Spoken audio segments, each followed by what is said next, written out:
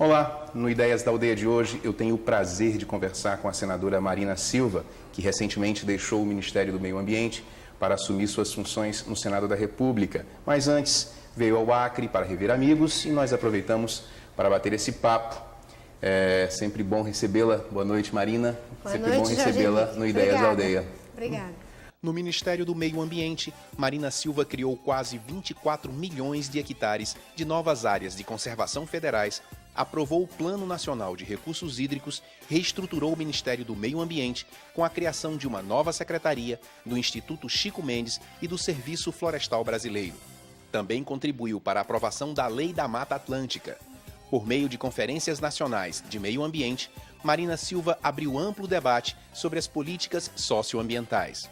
Já declarou ser contra a energia nuclear, mas surpreendeu ao dizer certa vez que o Brasil pode apostar na comercialização de produtos transgênicos, desde que tenha um sistema de armazenagem e transporte confiáveis.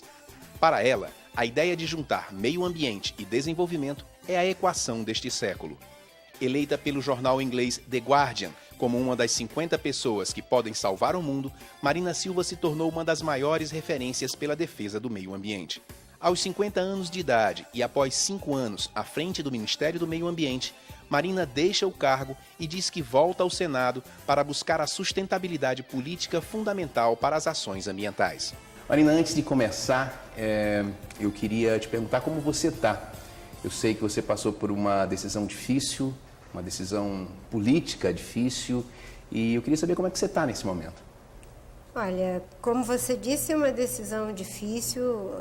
Não posso deixar de dizer que um tanto quanto dolorosa, porque, afinal de contas, você tem que pensar muito no gesto que você está fazendo, em que ele vai constituir. Né? E eu sempre digo que o meu gesto não foi para destituir absolutamente nada, foi para constituir um novo processo. E com esse espírito eu me sinto serena, tranquila. Né? Não foi fácil, mas eu acho que era o que deveria ser feito. Acho que foi feito na hora certa. Eu disse que já não estava reunindo mais as condições políticas dentro do governo para fazer avançar a agenda que nós fizemos avançar tão significativamente nos últimos 5 anos. E, sem sombra de dúvidas, com essa manifestação da opinião pública nacional e internacional, o presidente Lula está inteiramente respaldado para continuar a sua política, consolidar a política no que concerne ao plano de combate ao desmatamento, no que concerne às outras áreas, como, por exemplo, a política de recursos hídricos, de combate à desertificação, a agenda urbana, que nós trabalhamos significativamente nesses últimos 5 anos. E o novo ministro entra com um grande respaldo da opinião pública, dizendo muito claramente que não quer ver diminuir nem 1 centímetro, quer ver avançar a agenda e consolidar as conquistas. Bom, Marina, comumente, nessas horas, 1000 coisas passam pela cabeça. O sentimento de fracasso, muitas vezes, também permeia essas sensações. Que sensações lhe trazem essa saída do Ministério? Bem, em primeiro lugar, eu sempre acho que a gente, quando participa de um esforço que é coletivo e que tem interação com outros olhares, com outros fazeres e quereres, não é?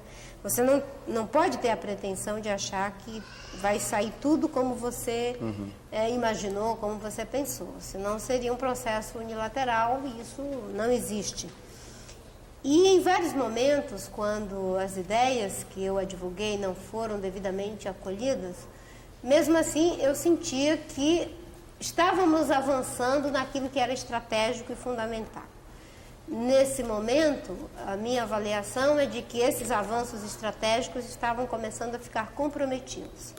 Mas eu tenho sempre a clareza que, da mesma forma que não se deve cantar a vitória cedo demais, não se deve declarar a derrota antes que o tempo tenha, digamos assim, a devida condição de aferir essa derrota. Porque, historicamente, não é? Alguns que pareceram derrotados foram os grandes vitoriosos, mesmo que eles não tenham visto o fruto da sua vitória. Não é? E nós temos até alguns que conseguiram ver. Quando as pessoas colocaram Mandela na cadeia, o regime do apartheid social imaginava que ele era o derrotado. Quem olhava para ele poderia dizer que ele estava derrotado, mas ele já era um vitorioso. Ele era um vitorioso porque ele estava na cadeia para defender uma visão civilizatória que não divide negros e brancos. Ele era vitorioso porque ele estava ali para defender uma causa, né? E eu tenho absoluta certeza que a causa ambiental é a grande utopia do nosso século, e vitoriosos serão todos aqueles que mais cedo ou mais tarde assumirem essa causa, porque ela está a favor da vida, ela está, digamos assim, na mão da história, na contramão da história, imaginar que nós podemos entrar no século XXI com as práticas econômicas e sociais do século XIX. Bom, Marina, o seu nome foi um dos primeiros apresentados pelo então candidato vitorioso Luiz Inácio Lula da Silva em 2002, você tomou posse com ele em 2003, vocês estão unidos por uma relação histórica. Diante desse processo todo de saída do Ministério, como é que está essa relação? Isso se deu no tom certo? Como é que foi isso? Olha, é claro que é um processo doloroso, e pelo que eu vi das palavras do presidente, para mim, para ele também, mas a carta que eu escrevi foi uma carta respeitosa, constitutiva, no tom certo de quem serviu ao governo durante 5 anos, de quem teve muitas de suas propostas acolhidas pelo governo e particularmente pelo presidente Lula, sem o que não teria tido nenhuma chance de prosperar, como foi o caso do plano de combate ao desmatamento, o plano BR-163, as várias agendas que tratamos, inclusive as complexas questões ligadas ao licenciamento do Madeira, do São Francisco, da BR-163, a reestruturação do Ministério, a criação do Serviço Florestal, do Instituto Chico Mendes, a aprovação da Lei de Gestão de Florestas, a criação de 24 milhões de hectares de unidade de conservação. Então, o tom não poderia ser outro. Mas eu creio que o próprio presidente Lula, como é uma pessoa muito perspicaz, inteligente, sensível, ele deve estar percebendo no meu gesto que eu contribuí para que a opinião pública nacional pudesse claramente se manifestar, dizendo que aprova as políticas de combate ao desmatamento, de fazer com que o licenciamento de projetos importantes e estratégicos para o crescimento do nosso país seja feito com responsabilidade ambiental e responsabilidade social, buscando a sustentabilidade desses investimentos e com um termo de referência de que deve consolidar as conquistas já existentes e aprofundá-las no sentido de dar consequência à agenda do desenvolvimento sustentável, transitando de uma economia que até bem pouco tempo não se preocupava com os ativos ambientais, para uma preocupação que se traduza em novas atitudes, nos planos do governo e na relação do governo com a iniciativa privada, naquilo que são as políticas que o governo tem condição de fomentá-las ou de, enfim, estimulá-las, né? Nós temos prestes para ser lançado o plano de mudanças climáticas, enviar para o Congresso a lei de mudanças climáticas, vai ser criado agora em março, né? Eu trabalhei muito nisso, o Fundo Amazônia, que é um fundo de 100 milhões de dólares com aporte de recursos da Noruega, graças ao trabalho que fizemos, que reduzimos o desmatamento em 59%, chegando a uma redução de 500 bilhão de toneladas de CO2. A ação do governo da Noruega é muito mais para ajudar o Brasil a fazer mais daquilo que ele já vinha fazendo.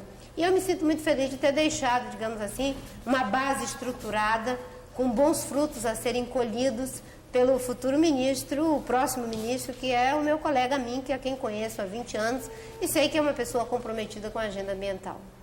Uma análise sua nesses últimos momentos de ministério dizia o seguinte: perco a cabeça, mas não perco o juízo. Como é que a gente pode entender essa frase, senadora?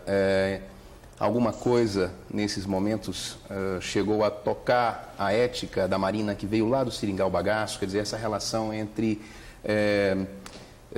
meio ambiente e programa de desenvolvimento que o país passa hoje, impediu a sua melhor gestão frente ao Ministério? As contradições que se tem dentro do governo são as mesmas que se tem na sociedade. É digamos assim, uma visão errada imaginar que as disputas de diferentes interesses existentes na sociedade, elas não se colocam dentro do governo, até porque o governo, o Estado, tem a função de fazer a mediação entre esses diferentes interesses. Aquela frase foi dita no contexto do licenciamento do Madeira no final do ano de 2006 e uma boa parte do início de 2007, aonde, aliás, no final de 2005, início de 2006? 2006. Isso. Onde as pessoas ficavam o tempo todo falando em flexibilizar a legislação ambiental. A legislação ambiental é muito boa, ela não precisa ser flexibilizada, ela precisa ser implementada.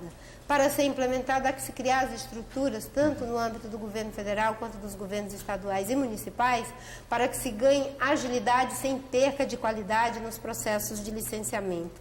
Quando as pessoas colocavam, né, alguns setores, a equação licenciamento a qualquer custo, foi que eu disse que perdia a cabeça, o pescoço, mas não perdia o juízo. E eu percebi que é possível você fazer as coisas mantendo os princípios éticos da boa gestão pública e sem comprometer os interesses estratégicos do país. A licença do Madeira foi dada, mas resolvendo o problema dos peixes, do mercúrio, da malária, dos sedimentos, do tamanho do lago, resolvendo que um empreendimento que iria impactar a Bolívia não deveria ser feito, que as eclusas que iriam perinizar o rio para a navegação, que iriam levar grande impacto para as áreas preservadas do Alto Madeira, também não deveria ser feito.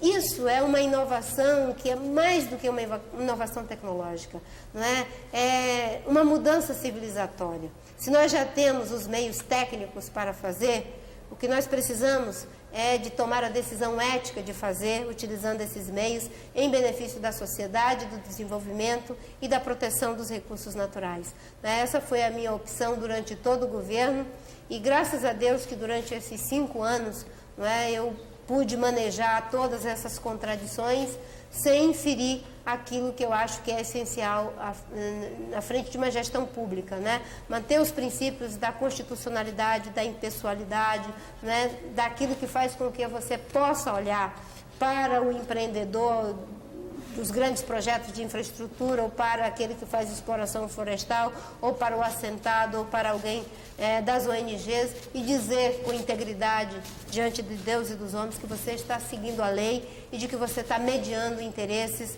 à luz dos mecanismos legítimos que temos para fazer essa mediação e não arbitrando de acordo com o seu próprio interesse. Senadora, eu sei que a senhora trabalhou muito para que a causa ambiental entrasse de maneira transversal nas políticas do governo federal. Isso foi alcançado, não tem mais volta, quer dizer, realmente uma conquista? Tivemos um pequeno começo, mas sem sombra de dúvidas, essa vai ser a grande tarefa do meu sucessor.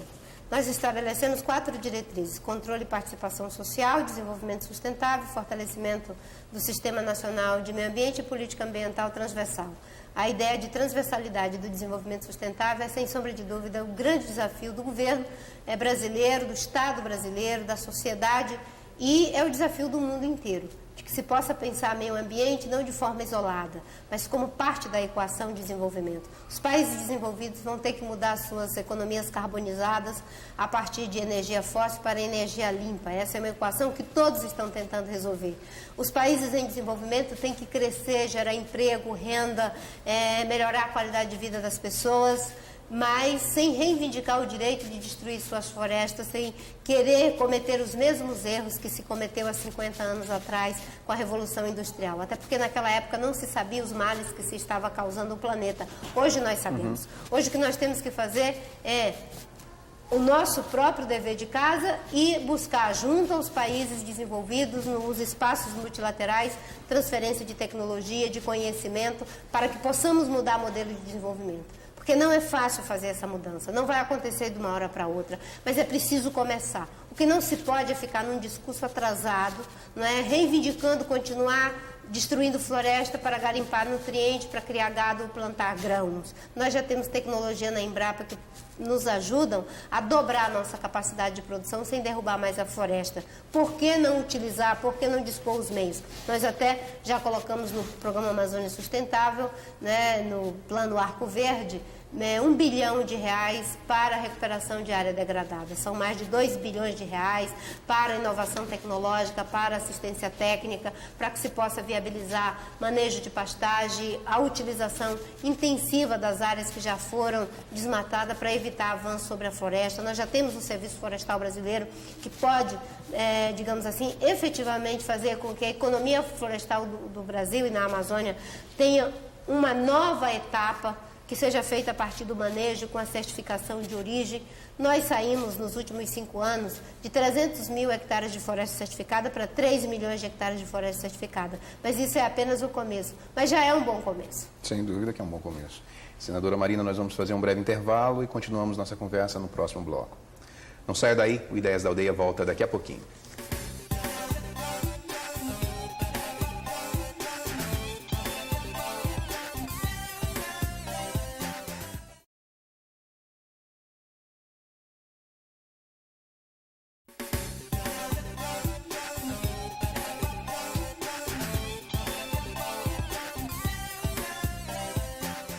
O Ideias da Aldeia está de volta e hoje eu estou conversando com a senadora Marina Silva. O programa que está sendo gravado aqui em Rio Branco, na Biblioteca da Floresta Marina Silva.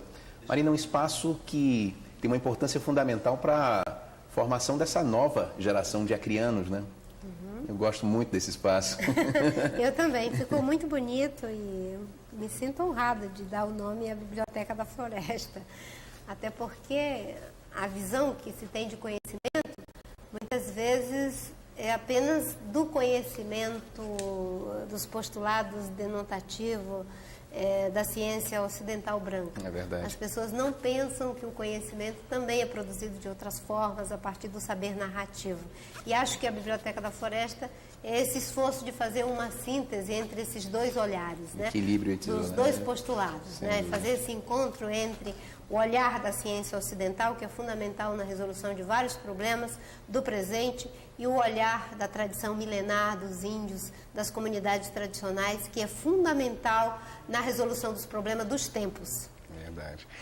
Senadora, muitos programas de desenvolvimento já foram testados na Amazônia e eu queria saber o que o PAC tem de diferencial. No caso do PAC, é um programa de infraestrutura, enfim, nos várias dimensões, voltado para a energia, a parte logística, enfim, vários setores. Como essa questão da infraestrutura, que é o PAC, na Amazônia, se relaciona com o PAS, que é o Programa de Desenvolvimento Sustentável da Amazônia, é que é a grande questão, né? Porque, no caso, no Programa Amazônia Sustentável, a infraestrutura é tido como dando suporte ao desenvolvimento sustentável.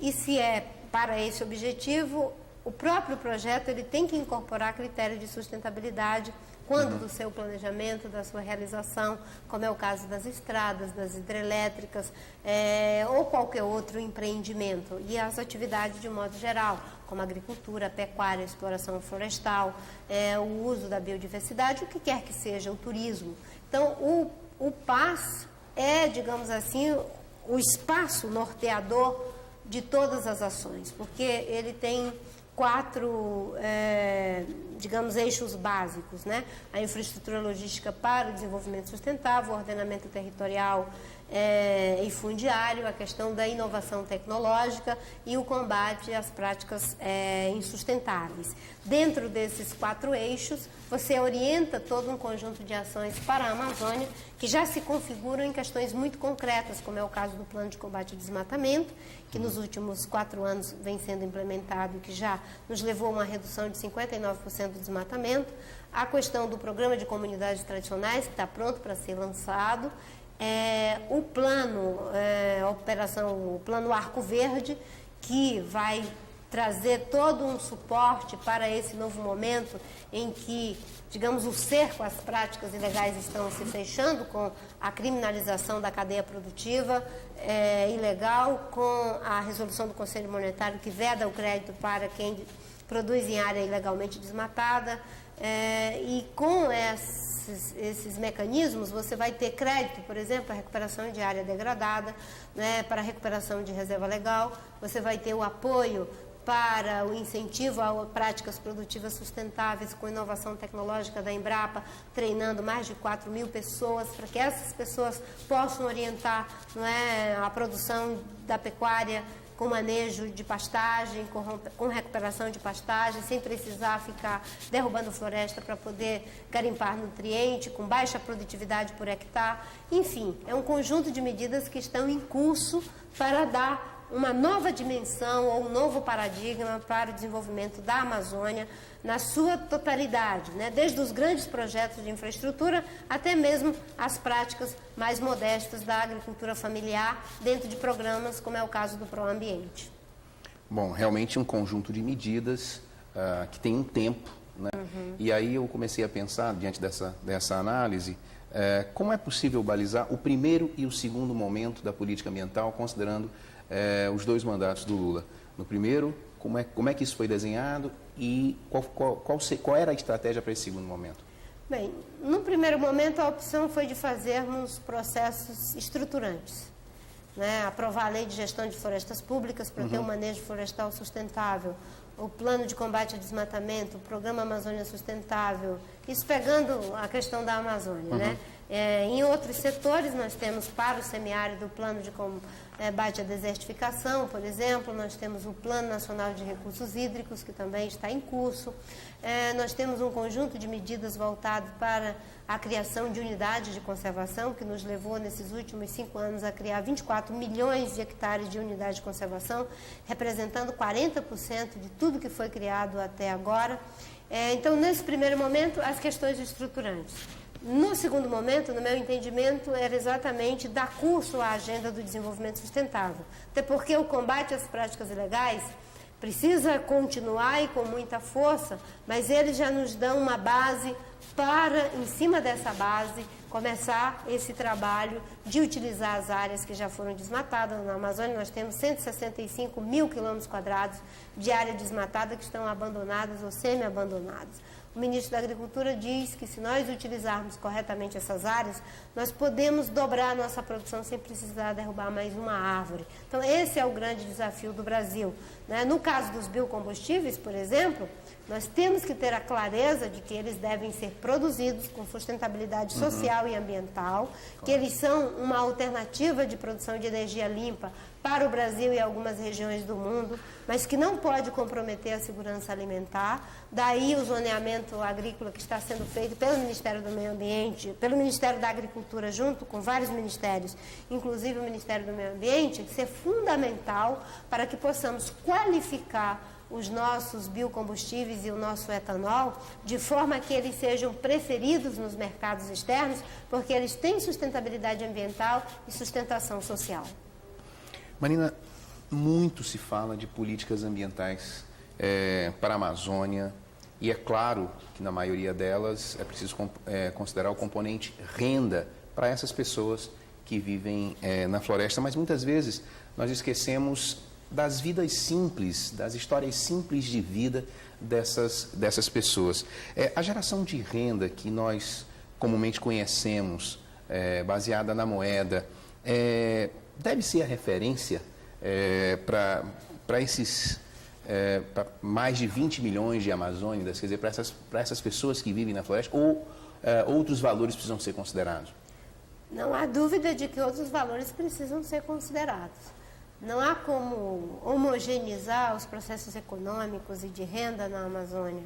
E no Brasil, nós temos realidades diferentes e o sucesso de uma economia, digamos assim, atualizada, que não tenha os mesmos padrões do século XIX, é exatamente de não homogeneização, de você ser capaz de perceber que, como a sociedade é diversificado também tem que ser econômicos, da mesma forma que diversificados são os processos culturais e sociais. Será dessa diversidade que nós poderemos fazer arranjos produtivos locais capazes de gerar emprego, oportunidade de renda, com satisfação para as pessoas. Quem foi que disse que todos precisam ter o mesmo padrão de consumo. Quem foi que disse que todas as pessoas se sentem felizes tendo o carrão do ano? Tem pessoas que só querem ter a canoa do ano. E daí? São felizes igualmente. Isso é que faz a beleza, né, de uma economia diversificada, de uma cultura diversificada. Essa é a grande riqueza e a grande herança que o Brasil ainda tem a oferecer para o mundo. Aqui nós ainda temos cerca de 220 povos que falam mais de 200 línguas, e aqui no Acre nós temos povos que nunca foram contactados pelos brancos. Isso é um patrimônio, não é? É um tesouro que nós estamos deixando para o futuro, não é? Que não tem preço. Não tem preço. E eu fico pensando nessa polêmica de Raposa Serra do Sol, não é? Com todo respeito pela plantação de arroz dos arrozeiros, mas arroz se planta em qualquer lugar que tem terra fértil, água, não é? Mas um povo que tem uma cosmovisão, que acha que o Monte Roraima é o ponto de referência da criação do mundo, só existe ali. Né? E da mesma forma que para nós a referência do mundo, da nossa cosmovisão é Jerusalém, para eles é o Monte Roraima. Todavia as pessoas querem trocar essa riqueza cultural, social e até mesmo espiritual por 5 plantadores de arroz. Não é? Você não pode, digamos assim, tratar os diferentes como se fossem iguais. Para os arrozeiros, eles vão continuar brasileiros, plantadores, digamos, produtivos em qualquer outro lugar que eles sejam alocados. Para aqueles índios, o seu sentido de mundo, a forma como eles se situam no universo, só é possível naquele lugar. E é isso que nós não podemos perder, o quanto dimensão humana, de um olhar de troca, de uma troca que seja capaz de nos fazer mais ricos humanamente, nos encontrando com eles no seu espaço de cultura e de visão, e eles também se sentirem mais ricos se encontrando conosco no nosso espaço de cultura e de visão. Bom, Marina, você está voltando para o Senado. Eu queria saber quais os novos desafios, né? Bem, os desafios com certeza serão de lutar para que a política ambiental brasileira consolide as conquistas, que eu considero foram bem significativas durante esses últimos 5 anos, e não são apenas do governo federal, são também dos governos estaduais, da sociedade, de alguns setores da economia brasileira, que já tem uma visão estratégica. O brasileiro está mais consciente. O brasileiro está mais consciente. Foi feita uma pesquisa, não é, sobre mudanças climáticas, e o país em que a população está mais preocupada, por incrível que pareça, é o Brasil. Deveriam ser os Países Baixos, que sofrerão danos irreparáveis, né, com a elevação do nível dos mares. Mas os brasileiros estão preocupados. E isso não acontece por acaso. Há uma grande exposição de mídia em relação aos temas ambientais nos últimos anos. Né? Não é à toa que essa questão ganha relevância nas páginas dos jornais, nos meios de comunicação, nos formadores de opinião das mais diferentes formas, e isso é muito positivo. Pela primeira vez no Brasil, não é, se teve uma mudança na política ambiental, e o presidente da República disse para a opinião pública que nada ia mudar na política ambiental, semelhante ao que se fazia na questão econômica, quando mudava o ministro da Economia. Então, eu considero isso um avanço civilizatório na opinião pública e na consciência brasileira. Não é à toa que fizemos 3 conferências adulto, que movimentou mais de 300 mil pessoas em 3 conferências que foram realizadas, 2003, 2005 e agora 2008, e 2 conferências infanto-juvenil que mobilizou mais de 10 milhões de jovens e adolescentes. A próxima, que vai acontecer no início do ano que vem, vai mobilizar em torno de 6 milhões de jovens e adolescentes, e esses são processos que não tem como voltar atrás. Os políticos que não compreenderam ainda que a agenda ambiental é a agenda desse século, né, vão ficar falando sozinho, porque a geração que está, digamos, se preparando para dar audiência ou não aos políticos é uma geração altamente crítica. Né? Então, eu diria até que nós vamos ter que aprender a interagir com eles. Eu já vou estar bem velhinha quando eles estiverem na ativa, mas, com certeza, vou ser uma velhinha atualizada, espero. Para fechar nossa conversa, senadora Marina, voltar para casa nesse momento tem um significado novo? Com certeza, tem um significado novo, acolhedor. Eu conversei com o Binho, né, quando eu tomei a decisão. Foi uma decisão pessoal e eu não quis envolver ninguém, porque cada um tem a sua maneira de contribuir. E eu compreendi que a minha forma de contribuir seria com esse gesto. Não pedi também à equipe nenhum tipo de apoio, de solidariedade ao meu gesto, porque é o novo ministro que vai escolher a equipe. Se ele entender como entendeu que o diretor do IBAMA, que foi meu diretor, Roberto Messias Franco, para ser presidente do IBAMA agora, se ele compreender que pode colher na equipe anterior pessoas para o ajudar, eu acho que devem colaborar, porque o gesto foi para constituir. Então, o meu retorno aqui, né, foi muito mais de reencontrar amigos e de restabelecer o locus da minha contribuição como senadora, porque eu fiquei esses últimos 5 anos, 4 meses e 14 dias, né, trabalhando pelo Acre, mas pelo Brasil inteiro. Então, eu até vinha, digamos assim, com uma baixa frequência, porque eu era muito demandada nos outros estados, fora do Brasil. E agora eu retorno às minhas atividades de senadora. Não tenho dúvida de que vou ter que trabalhar também, continuar trabalhando os desafios do país e da agenda internacional, porque não há como você voltar atrás naquilo que você constituiu, que eu acho que é importante, inclusive, para o Acre, e com muita tranquilidade, sabe, Jorge? Né? Eu escolhi, digamos assim, a causa e não os cargos. O cargo de senadora é eventual, de ministra é eventual, assim como foram os de vereadora e de deputada estadual. Eu sou mesmo uma professora de história, né? Que aprendeu que derrota e vitória só é possível medir na história. E eu tenho absoluta certeza que se nós formos capazes de desenvolver o Brasil, fazendo jus à potência ambiental que ele é, responsável por 11% da água doce do mundo, mais de 20% das espécies vivas do planeta, que ainda tem mais de 200 povos que falam mais de 200 línguas, se ele fizer jus a tudo isso, nós vamos estar, talvez, realizando e construindo uma outra história, e uma história que pode ajudar o mundo e o Brasil a ser melhor. Senadora, eu queria parabenizá-la pelo seu trabalho, pela sua dedicação ao Acre, à Amazônia e ao Brasil. Agradecer muito a sua participação aqui no Ideias da Aldeia e desejar tudo de bom nessa nova etapa da sua vida. Nada melhor do que voltar à aldeia para comer uma banana assada, uma macaxeira assada e ganhar força para voltar para o Senado. Onde a senhora é sempre muito bem-vinda. Obrigada. Obrigado, Marina. Obrigada, Jorge. Bom, o programa de hoje fica por aqui. Obrigado e até a próxima.